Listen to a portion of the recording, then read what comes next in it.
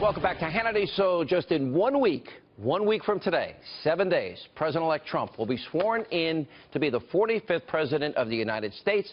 And for the first time in 10 years, Republicans will control the House, the Senate, and the White House. Joining us now, counselor to the president-elect, Kellyanne Conway, is with us. You know, when I go out and meet people, the person they ask about besides President-elect Trump the most is you. Everyone wants to know, what's Kellyanne like? And I'm like, is she as nice as she seems? I said, nicer. So, thank you. People are really happy. Tell them I love them back, and this is a victory and a future shared by all, and we're just getting started. The only thing to me that matters is that the agenda gets fulfilled. Walk us through these 100 days, what we call the first 100 days of the president-elect, and tell us what we can expect. Yes.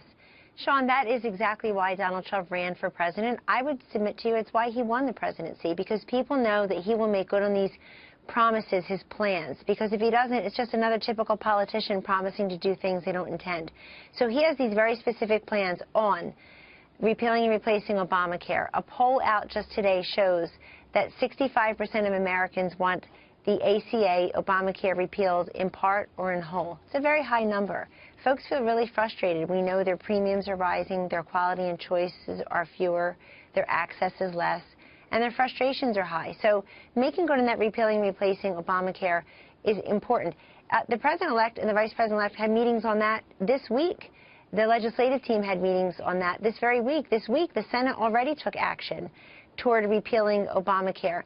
The president-elect is committed in so doing that those who have coverage will not be without coverage, that will get rid of that draconian penalty, basically that you're forced to buy government-run health care or pay a tax, pay a penalty. There will be health savings accounts for people, and there will be the ability to buy health insurance across state lines, a more patient-centric free market system. Also, he'll start building that wall with the intention of Mexico paying for it either now or later on as compensation. If the Congress can speed up the process by paying for it, terrific. You'll also see energy, unleashing energy. They'll start to do infrastructure.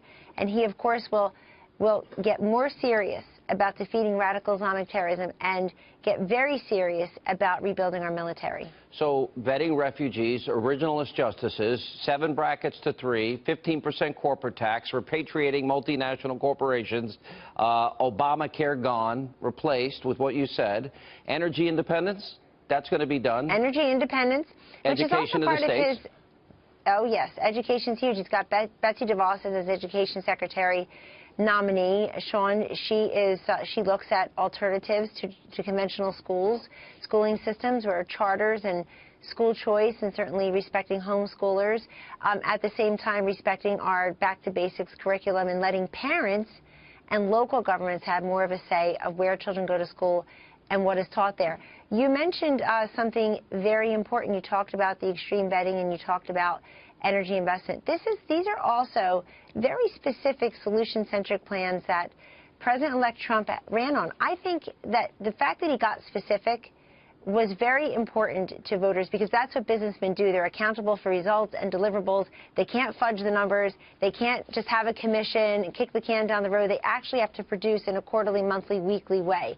If you can tell me right now, I'll start the Jeopardy clock, what Hillary Clinton's message was in this election, other than Donald Trump bad and I'm not Donald Trump. His message was specific. I can't tell you that. All right, let me ask this last question. What you're saying is he's going to keep all these promises, which I think is the key to political success, but I also think it's the change that the country needs. This is not a simple agenda.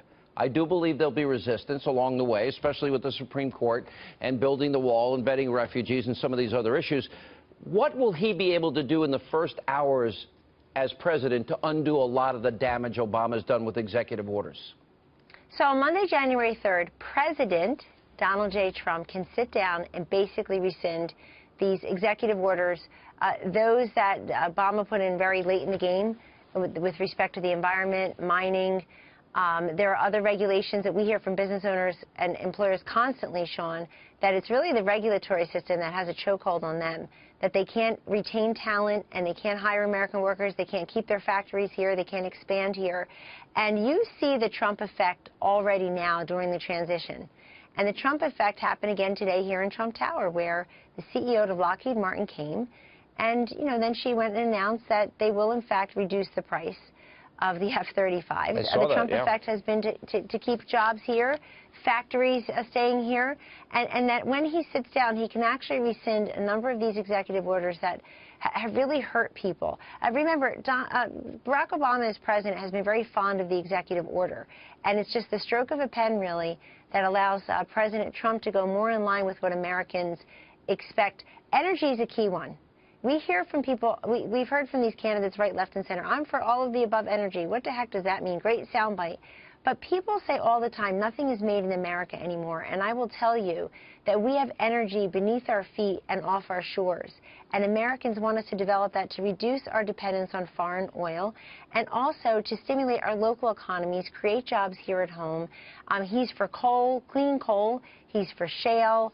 He's for safe and effective hydraulic fracturing. It's just a very exciting time for us to rely more on Americans and American energy for our economic stimulation and growth. Kellyanne, it's a bold agenda. If he follows up on all of these items that he talked about in the campaign and you're talking about now that he's been elected, that, to me, will shift the trajectory of the country.